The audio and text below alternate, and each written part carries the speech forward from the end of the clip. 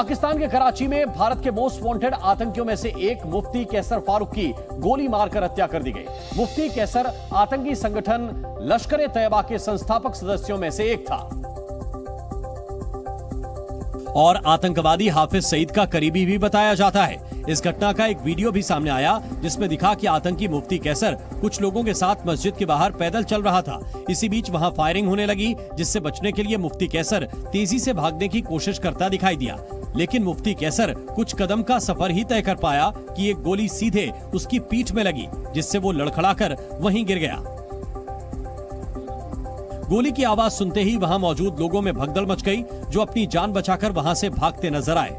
बताया गया कि इस दौरान वहां मदरसे में पढ़ने वाले कुछ बच्चे भी थे, जिनमें से एक बच्चा इस गोलीबारी में घायल भी हुआ। इस फायरिंग के बाद बाइक पर आए हमलावर वहां से फरार हो गए, जिनकी जानकारी नहीं मिल पाई। वहीं आतंकी मुफ्ती कैसर को इलाज के लिए अस्पताल ले जाया गया, जहां डॉक्टरों ने उसकी मौत की खबर दी।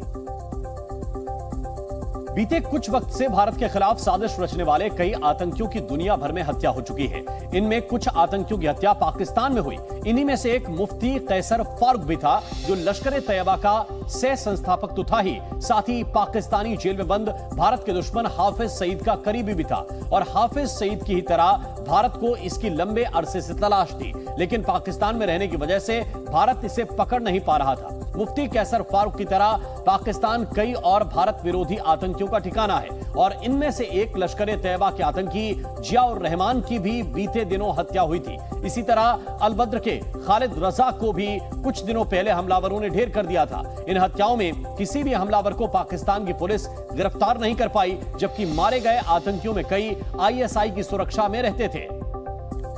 भारत के मोस्ट वांटेड आतंकी और लश्कर ए तैयबा के चीफ हाफिज सईद की मुश्किलें और भी बढ़ती जा रही हैं। 26 सितंबर से हाफिज सईद का बेटा कमालुद्दीन सईद भी लापता बताया जा रहा है, जिसके बारे में कोई भी ठोस जानकारी अब तक सामने नहीं आ पाई। बताया जा रहा है कि कमालुद्दीन सईद को 26 सितंबर को कार में आए कुछ लोगों ने पेशावर से किडनैप किया था, और उसके बाद वो उसे कहां ले गए इसका पता नहीं लग पाया। पाकिस्तान की खुफिया एजेंसी ISI भी लगातार इस मामले की छानबीन में लगी हुई है, लेकिन हाफिज सईद के बेटे को किसने किडनैप किया और इस समय वो कहां है इसका पता नहीं लग पाया है। हाफिज के बेटे कमालुद्दीन के अपहरण के बाद उसकी हत्या की भी खबर है, लेकिन अब तक उसकी लाश मिलने का कोई सबूत सामने नहीं आया। सूत्रों के मुताबिक पाकिस्तानी मीडिया में इस बात की खबर है कि लश्कर के सदस्यों पर हो रहे लगातार हमलों की वजह से लश्कर के दूसरे आतंकियों की तरह ISI ने कमालुद्दीन सईद को भी सुरक्षित जगह पर पहुंचाया है, और उसके अपहरण की अफवाह झूठी है। इस बीच कमालुद्दीन सईद के भाई तलहा की सुरक्षा को भी बढ़ा। तलहा सईद पर लश्कर के फाइनेंस को संभालने की जिम्मेदारी है। उसे ये जिम्मेदारी मिलने पर लश्कर में काफी सालों से काम कर रहे आतंकियों ने ऐतराज जताया था। गुटबाजी को बढ़ने से रोकने के लिए पाकिस्तान की खुफिया एजेंसी ने आतंकी संगठन के कुछ नेताओं को सुरक्षित जगहों पर भेज दिया था। पिछले साल अप्रैल में भारत सरकार ने तलहा सईद को आतंकवादी घोषित कर दिया था। साथ ही भारत तलहा को ग्लोबल आतंकी घोषित करने की मांग भी करता आ रहा है, लेकिन चीन की तरफ से इसमें बार बार अड़चनें पैदा की गईं। हाफिज तलहा सईद आतंकियों को भर्ती करने, धन जुटाने और भारत पर आतंकी हमलों की योजना बनाने और उन्हें अंजाम देने में सक्रिय रूप से शामिल रहा है। वो पाकिस्तान में खुलेआम आता जाता है और सभाओं में भारत, अमेरिका और पश्चिमी देशों में भारतीय हितों के खिलाफ जिहाद को भड़काता है। पाकिस्तान में बढ़ती महंगाई की मार से हाहाकार मचा हुआ है। पाकिस्तान में एक बार फिर LPG की कीमत में 20 रुपए प्रति किलोग्राम की बढ़ोतरी की गई है, जिसके बाद घरेलू सिलेंडर की कीमत 3079 पाकिस्तानी करेंसी के पार हो गई है। महंगाई से पाकिस्तान की जनता पहले ही परेशान थी, और एक और झटके ने वहां के लोगों की परेशानी को और बढ़ा दिया। सिर्फ गैस सिलेंडर ही नहीं, लगातार बढ़ते पेट्रोल डीजल के दाम और महंगी होती बिजली ने भी लोगों को मायूस कर दिया। इससे एक महीने पहले ही पाकिस्तान की oil and gas regulatory authority ने सिलेंडर की कीमत में 12 रुपए प्रति किलोग्राम बढ़ाए थे। सिर्फ पाकिस्तानी नहीं, पाकिस्तान के कब्जे वाले कश्मीर में भी महंगाई को लेकर लोग सड़कों पर उतर आए। मुजफ्फराबाद में महंगी बिजली को लेकर जमकर विरोध प्रदर्शन हुआ। बड़े पैमाने पर लोग सड़कों पर उतर आए और जुलूस निकालकर सरकार के विरोध में नारेबाजी की। साथ ही सड़कों पर टायर जलाकर रास्तों को बंद कर दिया गया। हालात ये हो गए कि लोगों को संभालने के लिए प्रदर्शनकारियों पर लाठी चार्ज कर दिया गया, जिससे वहां भगदड़ मच गई। इस लाठीचार्ज से लोग भड़क गए, जिसके बाद उन्होंने पुलिस पर पत्थरबाजी कर दी, जिसके बाद पुलिस वाले वहां से जान बचाकर भागते दिखे। वहीं विरोध कर रहे मुजफ्फराबाद के लोगों ने बिजली के महंगे बिलों को नीलम नदी के पानी में बहा दिया और आरोप लगाया कि जब प्राकृतिक संसाधनों से बिजली वहीं पैदा होती है तो उनसे बिजली के लिए इतनी ज्यादा कीमत क्यों वसूली जाती है और इसके लिए वो पाकिस्तान पर निर्भर क्यों हैं। प्रदर्शनकारियों ने चेतावनी दी कि अगर उनकी मांगे नहीं मानी गई तो वो पूरे इलाके में कामकाज भी ठप कर देंगे। प्रधानमंत्री नरेंद्र मोदी आज एक दिन के दौरे पर तेलंगाना पहुंचे। प्रधानमंत्री नरेंद्र मोदी ने अपने दौरे के दौरान तेलंगाना को 13,500 करोड़ रुपए की सौगात दी। उन्होंने तेलंगाना में सड़क, रेल, पेट्रोलियम और नेचुरल गैस की कई विकास परियोजनाओं का शिलान्यास किया। अफगानिस्तान के दूतावास ने भारत में आज से अपना कामकाज बंद कर दिया है। दूतावास बंद करने की वजह तालिबान सरकार की तरफ से समर्थन और मदद न मिलना बताई गई। पूर्व राज्यसभा सांसद डॉक्टर सुभाष चंद्रा हरियाणा के हांसी में महिला सशक्तिकरण से जुड़े एक कार्यक्रम में शामिल हुए। इस मौके पर उन्होंने महिलाओं को मां लक्ष्मी, काली, दुर्गा और सरस्वती का रूप बताया। पूर्व राज्यसभा सांसद डॉक्टर सुभाष चंद्रा हिसार के मुंडाल खुर्द गांव पहुंचे और गांव में सुभाष चंद्रा फाउंडेशन की एथलेटिक्स एकेडमी का उद्घाटन किया। स्कॉटलैंड के ग्लासगो में गुरुद्वारे जा रहे भारतीय उच्चायुक्त से बदसलूकी का मामला तूल पकड़ता जा रहा है। दरअसल खालिस्तान समर्थकों ने भारतीय उच्चायुक्त विक्रम दोराईस्वामी को गुरुद्वारे जाने से रोका था, जिसे भारत ने अपमानजनक बताया और पूरे मामले को ब्रिटेन के विदेश मंत्रालय और पुलिस के सामने उठाया। भारतीय उच्चायोग ने एक बयान जारी कर कहा कि 3 व्यक्तियों ने जानबूझकर गुरुद्वारा समिति, उच्चायुक्त और महावाणिज्य दूत की ओर से आयोजित एक बातचीत को बाधित किया। कट्टरपंथियों ने उन्हें धमकाया और उनसे दुर्व्यवहार भी किया। कोई विवाद पैदा न हो इसलिए उच्चायुक्त और महावाणिज्य दूत तुरंत वहां से चले गए। इस दौरान चरमपंथियों में से एक ने उच्चायुक्त की कार का दरवाजा खोलने की भी कोशिश की। तभी एक शख्स भारतीय उच्चायुक्त से वहां से चले जाने को कहता हुआ भी सुनाई दिया। हालांकि इसी दौरान आयोजकों में से एक ने दखल दिया और एक बड़ी घटना टल गई।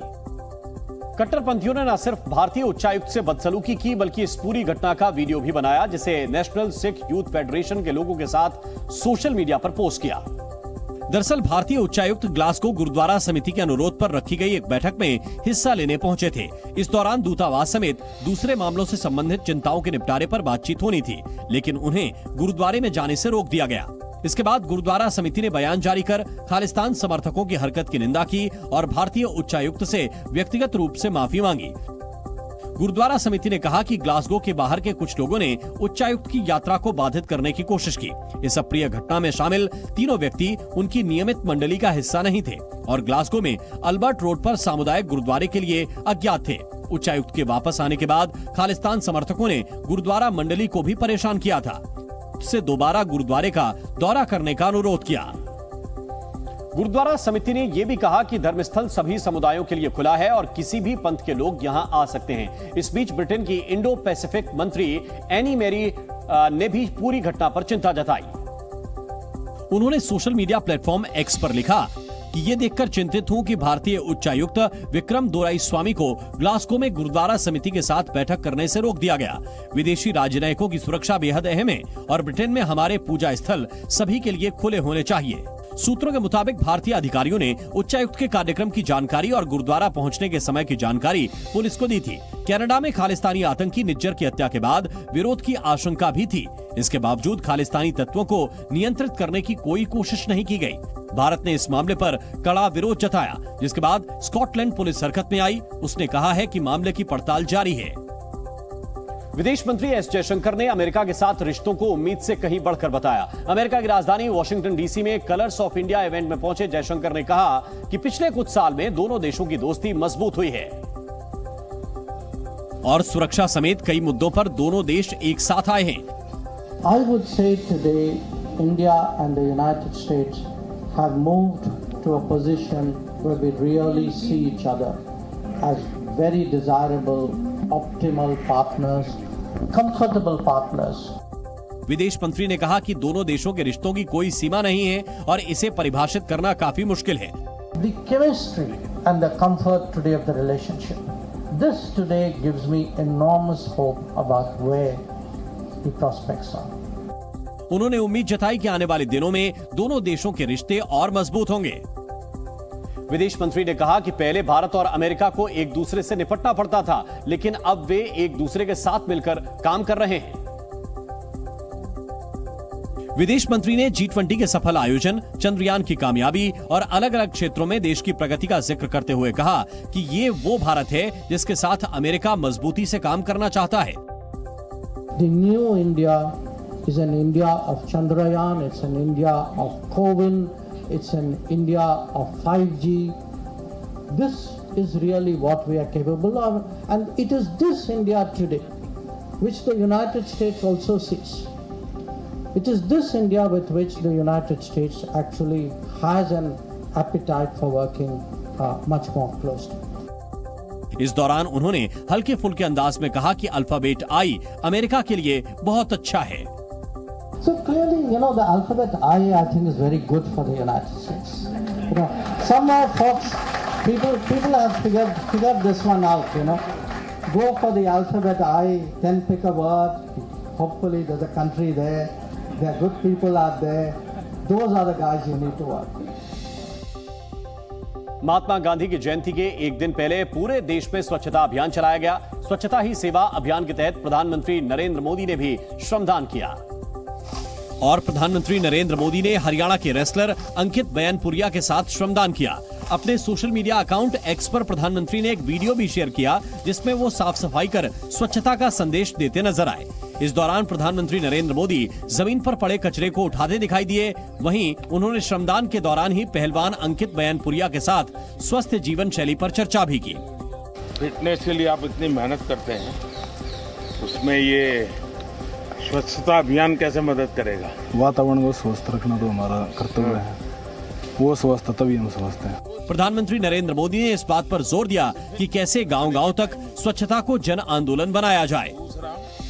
और श्रमदान के दौरान ही प्रधानमंत्री नरेंद्र मोदी ने अपने जीवन से जुड़ी कई ऐसी बातों का भी खुलासा किया जिसे कोई नहीं जानता था। प्रधानमंत्री नरेंद्र मोदी ने अपनी फिटनेस का राज खोला और वहीं लगे हाथ कुछ कमियां भी गिना दी।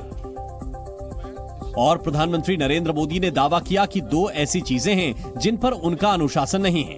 उन्होंने इस बात का भी खुलासा किया कि वो अनुशासन बनाने की तमाम कोशिश कर चुके हैं लेकिन सफल नहीं हो पाए। मैं डिसिप्लिन फॉलो करता हूँ। 2 चीजों में मेरा अभी डिसिप्लिन नहीं आ रहा है। एक, खाने का टाइमिंग, और दूसरा, सोने के लिए थोड़ा मुझे समय देना चाहिए, वो मैं दे नहीं पा रहा हूँ। वहीं अंकित ने प्रधानमंत्री मोदी की इस कमजोरी को सबसे बड़ी ताकत बता दिया, जिसके बाद प्रधानमंत्री नरेंद्र मोदी अपनी हंसी नहीं रोक पाए। देश को चलाने के लिए आपको जागना पड़ता है। बता दें कि प्रधानमंत्री नरेंद्र मोदी ने सितंबर महीने में हुए मन की बात कार्यक्रम में 1 तारीख, 1 घंटा और एक साथ आने का नारा दिया था, जिसका देश भर में असर भी दिखाई दिया। प्रधानमंत्री नरेंद्र मोदी की अपील के बाद स्वच्छता ही सेवा अभियान का डंका पूरे देश भर में बजा। सुबह होते ही लोग सड़क पर झाड़ू लेकर उतर आए और आसपास के इलाके में सफाई कर स्वच्छता का संदेश दिया। और प्रधानमंत्री नरेंद्र मोदी की अपील के बाद सिर्फ आम लोग ही नहीं, दिग्गज नेता भी हाथ में झाड़ू थामकर सड़क पर उतरे। केंद्रीय गृह मंत्री अमित शाह ने गुजरात के अहमदाबाद में सफाई कर स्वच्छता का संदेश दिया। वहीं लोकसभा स्पीकर ओम बिरला ने राजस्थान के कोटा में सफाई की। केंद्रीय मंत्री स्मृति ईरानी ने पश्चिम बंगाल के सिलीगुड़ी में श्रमदान किया। वहीं यूपी के सीएम योगी आदित्यनाथ सीतापुर में स्वच्छता ही सेवा अभियान में शामिल हुए। सीएम योगी ने स्वच्छता को विकास से जोड़ा। हम स्वच्छ वातावरण देंगे तो अपने आप एक सुरक्षित वातावरण की तरफ हमें लेके जाएगा। केंद्रीय मंत्री अनुराग ठाकुर ने हिमाचल प्रदेश के हमीरपुर में बाबा बालकनाथ मंदिर में सफाई की। वहीं यूपी के डिप्टी सीएम ब्रजेश पाठक ने सीकर के खाटू श्याम मंदिर में स्वच्छता ही सेवा अभियान में हिस्सा लेकर स्वच्छता का संदेश दिया। और सिर्फ नेता ही नहीं, फिल्मी जगत के दिग्गज अभिनेता भी स्वच्छता ही सेवा अभियान का हिस्सा बने। बॉलीवुड के प्रसिद्ध गायक उदित नारायण ने मुंबई के अंधेरी में श्रमदान कर स्वच्छता का संदेश दिया। और मुंबई के अंधेरी से जो तस्वीरें सामने आईं, उसमें प्रसिद्ध गायक उदित नारायण और लेखक मनोज मुंतशिर पुलिस के जवानों के साथ साफ सफाई करते नजर आए। उदित नारायण ने सड़क से कचरा हटाया और फिर गीत के जरिए स्वच्छता का संदेश दिया। धरती सुनहरी अंबर नीला हो, धरती सुनहरी अंबर नीला, हर मौसम रंगीला, ऐसा देश है मेरा, ओ ऐसा देश है मेरा। बॉलीवुड अभिनेता नील नितिन मुकेश भी श्रमदान करने मुंबई के गिरगांव चौपाटी पहुंचे, जहां उन्होंने स्कूली बच्चों के साथ श्रमदान किया और देश को साफ सुथरा रखने की अपील की। 19वें एशियन गेम्स में भारत ने पदकों का अर्धशतक पूरा कर लिया। आज भारतीय एथलीट्स ने 3 गोल्ड समेत 13 मेडल जीते। गेम्स के 8वें दिन एक बार फिर शूटर्स ने भारत की झोली पदकों से भर दी और 3 पदक अपने नाम किए। शूटिंग में भारत अब तक 22 पदक जीत चुका है। दिन की पहली सफलता भी शूटिंग से ही आई। भारत को आज के दिन का पहला गोल्ड मिला शूटिंग में, जहां पर मेंस ट्रैप इवेंट में भारत की टीम ने गोल्ड जीता। इस इवेंट में पृथ्वीराज, जोरावर सिंह और किनान चिनाई की तिकड़ी ने गोल्ड मेडल पर निशाना लगाया, जबकि विमेंस के ट्रैप इवेंट में मनीषा कीर, प्रीति रजक और राजेश्वरी कुमारी ने सिल्वर मेडल जीता। सिल्वर मेडल जीतने वाली राजेश्वरी के पिता रणधीर सिंह एशियन गेम्स में शूटिंग में गोल्ड जीतने वाले पहले भारतीय हैं। फिलहाल ओलंपिक काउंसिल ऑफ एशिया के कार्यवाहक अध्यक्ष रणधीर सिंह अपनी बेटी की कामयाबी से काफी खुश दिखे। वहीं इंडिविजुअल मेंस ट्रैप इवेंट में किनान चिनाई ने ब्रॉन्ज मेडल जीता। इसके साथ ही यहां पर शूटिंग के मुकाबले खत्म हो गए हैं और भारत के नाम सबसे ज्यादा इतिहास के अब तक के शूटिंग के मेडल रहे, जहां पर 7 गोल्ड समेत उन्होंने 22 मेडल हासिल किए। भारत के लिए आज एथलेटिक्स से भी अच्छी खबर आई और देश के एथलीटों ने शानदार प्रदर्शन करते हुए 2 गोल्ड, 3 सिल्वर और 2 ब्रॉन्ज मेडल पर कब्जा कर लिया। ट्रैक एंड फील्ड इवेंट में भारत के युवा एथलीट अविनाश साबले ने 3000 मीटर स्टीपल चेस इवेंट में गेम्स रिकॉर्ड के साथ गोल्ड जीता। अविनाश 8 मिनट 19.52 सेकंड की टाइमिंग के साथ पहले नंबर पर रहे। इस दौरान उन्होंने ईरान के हुसैन किहानी का एशियन गेम्स का रिकॉर्ड भी तोड़ दिया। एथलेटिक्स में दिन का दूसरा गोल्ड मेडल तेजिंदर पाल सिंह तूर ने जीता। उन्होंने शॉटपुट में अपने आखिरी प्रयास में 20.36 मीटर दूर गोला फेंककर नंबर 1 पोजीशन हासिल की। इससे पहले आज के दिन की शुरुआत गोल्फ में ऐतिहासिक मेडल से हुई थी, जब अदिति अशोक ने देश को सिल्वर मेडल दिलाया। भारत की अदिति अशोक पहली ऐसी महिला खिलाड़ी बन गई है जिनके नाम अब एशियन गेम्स में गोल्फ के खेल में एक सिल्वर मेडल है। अदिति कल से लीड कर रही थी, लेकिन आज दूसरे नंबर पर खिसक गईं। हालांकि तब भी उन्होंने इतिहास रच दिया। भारत की मेजबानी में चौथी बार वर्ल्ड कप क्रिकेट का नतीजा चाहे जो भी रहे, लेकिन अर्थव्यवस्था की पिच पर भारत की तरफ से चौके छक्के लगना तय है। BQ टाइम की रिसर्च के मुताबिक क्रिकेट विश्व कप से भारत की अर्थव्यवस्था को 13,500 करोड़ का बढ़ावा मिलेगा, जिसकी वजह टूर्नामेंट के दौरान प्रत्यक्ष और अप्रत्यक्ष रूप से होने वाले आर्थिक फायदे हैं, जो हवाई जहाज के किराए, होटल, स्टेडियम टिकट, खान पान और दूसरी मदों के रूप में आएंगे। बताया गया कि घरेलू और अंतर्राष्ट्रीय यात्रियों की यात्रा पर खर्च से इसका बड़ा हिस्सा तो आएगा ही, साथ ही दूसरे देशों के जो यात्री भारतीय पर्यटक स्थलों की सैर करेंगे, उससे भी कई उद्योगों को बढ़ावा मिलेगा। इसके अलावा भारत में वर्ल्ड कप होने से जो लोग स्टेडियम नहीं जा पाएंगे, वो टीवी पर इसका आनंद लेंगे। ऐसे में टेलीविजन सहित कई तरह के इलेक्ट्रॉनिक्स के सामान की बिक्री बढ़नी भी तय है। इससे पहले 2019 विश्व कप के दौरान मेजबान यूके ने करीब 3600 करोड़ रुपए कमाए थे। कर्नाटक और तमिलनाडु के बीच कावेरी जल बंटवारे का मुद्दा एक बार फिर तेजी से गर्माता जा रहा है। तमिलनाडु के त्रिची में national south Indian river interlinking farmers association ने जोरदार प्रदर्शन किया और रेलवे ट्रैक पर उतरकर एसोसिएशन के किसानों ने कावेरी जल मुद्दे पर नारे लगाते हुए अपना विरोध जताया। हाथों में झंडे लिए जुटे किसानों ने रेलवे ट्रैक पर कुछ दूरी तक मार्च निकाला और फिर वहीं रेलवे ट्रैक पर बैठकर नारेबाजी करने लगे। इस विरोध प्रदर्शन में महिलाएं भी शामिल हुईं।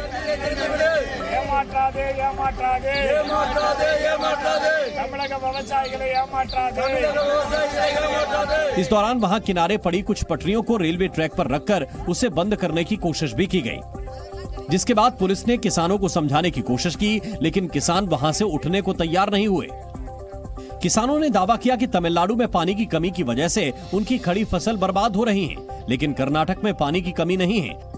लिहाजा जल बंटवारे के तहत कावेरी नदी का पानी छोड़ा जाए, जिससे वो अपनी फसल को बचा सके।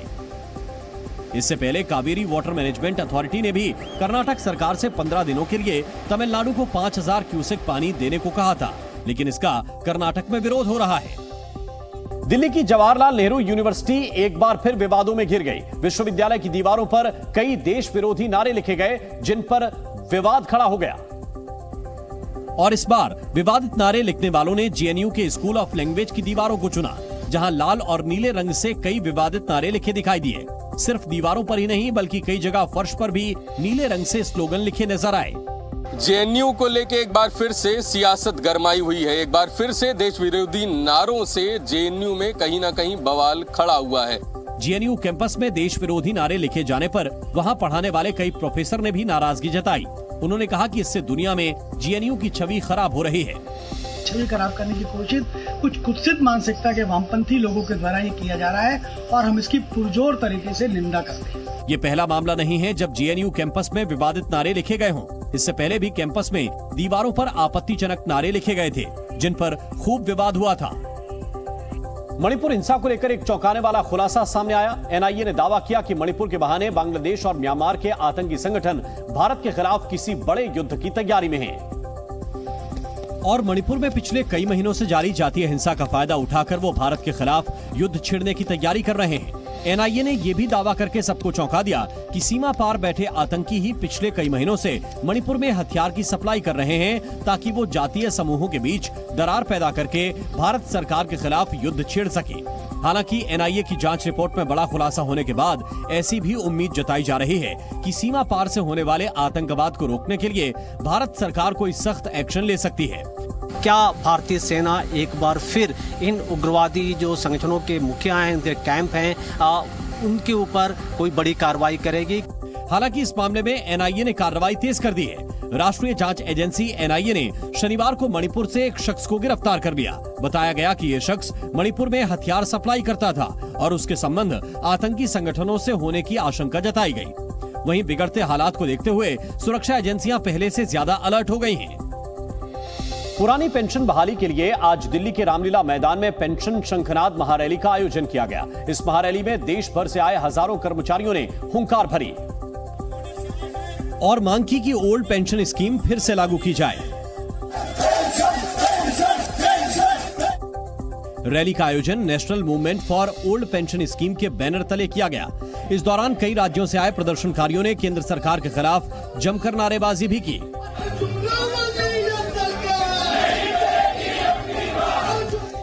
रैली में शामिल होने आए प्रदर्शनकारी पुरानी पेंशन योजना को बहाल करने की मांग कर रहे थे। उन्होंने सवाल किया कि जब सांसदों और विधायकों को पेंशन मिल सकती है तो उन्हें क्यों नहीं? पुरानी पेंशन चाहिए। अगर कोई सांसद विधायक एक दिन की भी शपथ लेता है तो उसको पुरानी पेंशन मिलती है। हम 30 साल 35 साल सेवा देते हैं, हमको क्यों नहीं पुरानी पेंशन है? जबकि कुछ प्रदर्शनकारियों ने कहा कि पुरानी पेंशन का मुद्दा आम चुनाव में भी असर डालेगा। 2024 में हम सभी कर्मचारी, शिक्षक, अधिकारी ये तय कर लिए हैं कि जो भी नेशनल पार्टी होगी जो हमारी बात मानेगी पुरानी पेंशन देने के लिए, हम उसी को पार्टी को आप लोग। दरअसल ओल्ड पेंशन स्कीम यानी ओपीएस को अप्रैल 2004 में बंद करके इसे राष्ट्रीय पेंशन योजना में बदल दिया गया था। न्यू पेंशन स्कीम में पेंशन पाने के लिए सरकारी कर्मचारी को अपनी बेसिक सैलरी और डीए से 10% तक योगदान करना पड़ता है, जबकि पुरानी स्कीम में कर्मचारी के रिटायरमेंट के समय उनके वेतन पर आधारित पेंशन देने का प्रावधान था। खरीदारी के लिए क्रेडिट कार्ड का इस्तेमाल बीते कुछ वर्षों में तेजी से बढ़ा है। कई बार क्रेडिट कार्ड की वजह से लोग ज्यादा शॉपिंग कर जाते हैं। आपको ये जानकर हैरानी होगी कि क्रेडिट कार्ड से शॉपिंग करने के मामले में भारतीय सबसे आगे हैं और अगस्त महीने में भारतीयों ने क्रेडिट कार्ड से सबसे ज्यादा खर्च किया है। रिजर्व बैंक ऑफ इंडिया की रिपोर्ट के मुताबिक भारतीयों ने सिर्फ अगस्त के महीने में ही 1.47 लाख करोड़ रुपए से ज्यादा क्रेडिट कार्ड से खर्च किए। इससे पहले जुलाई महीने में यह रकम 1.47 लाख करोड़ रुपए थी। इस साल मार्च में पहली बार क्रेडिट कार्ड से खर्च 1 लाख करोड़ रुपए को पार कर गया था। इसके बाद हर महीने क्रेडिट कार्ड से होने वाली खरीदारी बढ़ती ही गई। क्रेडिट कार्ड से जैसे जैसे खरीदारी बढ़ी है, भारत के लोगों की बचत कम होने लगी है। इस साल अगस्त के महीने में भारतीय परिवारों की बचत पिछले 16 वर्षों में सबसे कम रही। देश की अर्थव्यवस्था के लिए ये हालात ठीक नहीं है। क्रेडिट कार्ड का सबसे ज्यादा इस्तेमाल युवा कर रहे हैं और युवाओं के पास बचत सबसे कम है। कांग्रेस नेता राहुल गांधी ने हिंदू धर्म पर एक आर्टिकल लिखा जिस पर सियासत शुरू हो गई। राहुल गांधी ने अपना लेख सोशल मीडिया प्लेटफॉर्म एक्स पर शेयर किया, जिसमें उन्होंने लिखा कि हिंदू धर्म को कुछ मान्यताओं तक ही सीमित नहीं रखा जा सकता। अपने लेख में राहुल गांधी ने हिंदू धर्म को भूभाग से बांधने को अवमानना बताया। साथ ही उन्होंने कहा कि एक हिंदू की आत्मा इतनी कमजोर नहीं कि वो डर के वश में आकर हिंसा का माध्यम बने। लेकिन राहुल के इस लेख पर बीजेपी ने उन्हें घेर लिया। बीजेपी नेता मनजिंदर सिंह सिरसा ने तो उनके हिंदू होने पर ही सवाल उठा दिया। और आप किस अधिकार से बोलते हैं? ना तो आपके माताजी की तरफ से आपका धर्म हिंदू है, ना तो आपके पिताजी की तरफ से आपका धर्म हिंदू है, ना तो आपके दादाजी की तरफ से है। केंद्रीय मंत्री अनुराग ठाकुर ने भी राहुल के लेख पर हमला बोला। उन्होंने कहा कि हिंदू धर्म और हिंदुत्व पर लंबे लेख लिखना आसान है, लेकिन हिंदुत्व को जीवन में उतारना, आचरण में लाना, उसे जीना एक चुनावी हिंदू के बस की बात नहीं। राहुल गांधी के लेख पर विवाद शुरू हुआ तो विपक्षी गठबंधन में शामिल कई दलों के नेता उनके समर्थन में उतर आए और उनका बचाव किया। वहीं आरजेडी के नेता मृत्युंजय तिवारी ने राहुल के लेख के बहाने केंद्र सरकार को घेर लिया। जो लोग सत्ता में बैठे हैं केंद्र में, वो क्या हालात बना कर रखे हैं। कुछ लोगों का विकास, कुछ लोगों की चिंता, हम दो हमारे दो। वहीं जेडीयू ने राहुल गांधी के लेख का समर्थन करते हुए कहा कि सनातन धर्म लोगों को प्रेम करना सिखाता है, कट्टरता नहीं। हम सनातन धर्म में आस्था रखते हैं। सनातन धर्म, हिंदू धर्म प्रेम, करुणा, सद्भाव का पाठ पढ़ाता है। मध्य प्रदेश के भोपाल में सेना के हेलीकॉप्टर की इमरजेंसी लैंडिंग हुई। तकनीकी खराबी के कारण सेना के हेलीकॉप्टर को भोपाल के डुंगरिया गांव में खेत में लैंड कराना पड़ा। बताया जा रहा है कि हेलीकॉप्टर में सेना के 6 जवान सवार थे। झारखंड के गिरिडीह में 2 छात्राएं नदी के तेज बहाव में फंस गईं। मौके पर पहुंची सीआरपीएफ की टीम ने रस्सी के जरिए नदी में फंसी दोनों छात्राओं का रेस्क्यू किया। बेंगलुरु के जेपी नगर इलाके में एक इलेक्ट्रिक कार में अचानक भीषण आग लग गई, जिसके बाद इलाके में आग और धुएं की ऊंची ऊंची लपटें दिखाई दी। गनीमत ये रही कि हादसे में किसी की जान नहीं गई।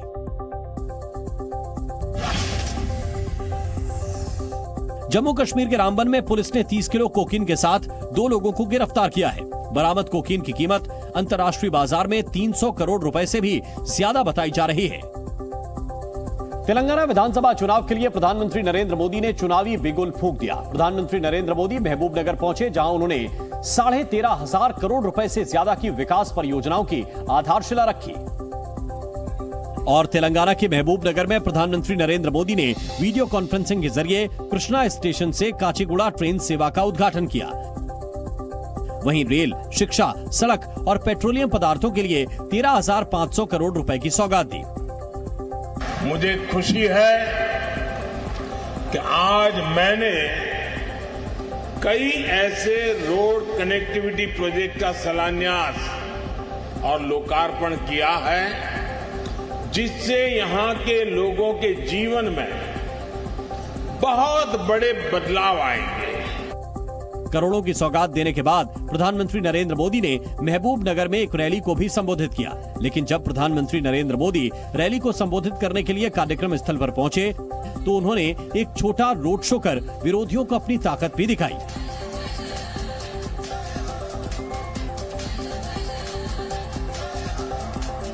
वहां से जो तस्वीरें सामने आई उसमें प्रधानमंत्री एक खुली गाड़ी में सवार होकर मंच की तरफ आगे बढ़ते नजर आए और लोगों का अभिवादन किया।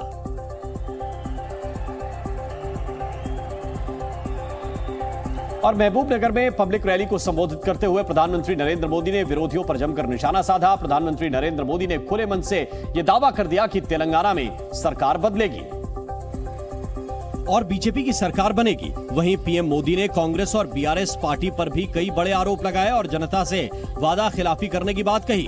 तेलंगाना बदलाव चाहता है क्योंकि अब उसे भाजपा सरकार चाहिए। प्रधानमंत्री नरेंद्र मोदी जब भाषण दे रहे थे तो वहां मौजूद लोगों की भीड़ मोदी मोदी के नारे लगा रही थी, जिसे देखकर प्रधानमंत्री नरेंद्र मोदी का उत्साह भी बढ़ गया और उन्होंने मंच से ही ये दावा भी कर दिया कि विरोधी इसे बर्दाश्त तो नहीं कर पाएंगे। आपने तो कांग्रेस और बीआरएस दोनों की नींद हराम कर दी है। प्रधानमंत्री नरेंद्र मोदी ने ऐलान किया कि तेलंगाना में एक ट्राइबल यूनिवर्सिटी बनाई जाएगी, जिससे विकास को नई रफ्तार मिलेगी। अक्टूबर की पहली तारीख से कई नियम बदल गए हैं। जिनमें कुछ जेब पर बोझ बढ़ाएंगे। चूंकि देश की प्रमुख तेल कंपनियों ने आज एलपीजी सिलेंडर की कीमतों में बढ़ोतरी कर दी है, इसीलिए 19 किलो वाले कमर्शियल एलपीजी सिलेंडर की कीमत में 209 रुपए की बढ़ोतरी हो गई, जिससे दिल्ली में 19 किलो वाले गैस सिलेंडर के दाम बढ़कर 1731 रुपए 50 पैसे पर पहुंच गए। हालांकि महानगरों में घरेलू गैस सिलेंडर की कीमतों में कोई बदलाव नहीं हुआ है। इसके अलावा वित्त मंत्रालय ने online gaming, casino, horse racing जैसे खेलों पर जीएसटी की दर बढ़ा दी है। बढ़ी दरों के आज से लागू होने की वजह से अब इन पर जीएसटी 18% के बजाय 28% भरनी होगी।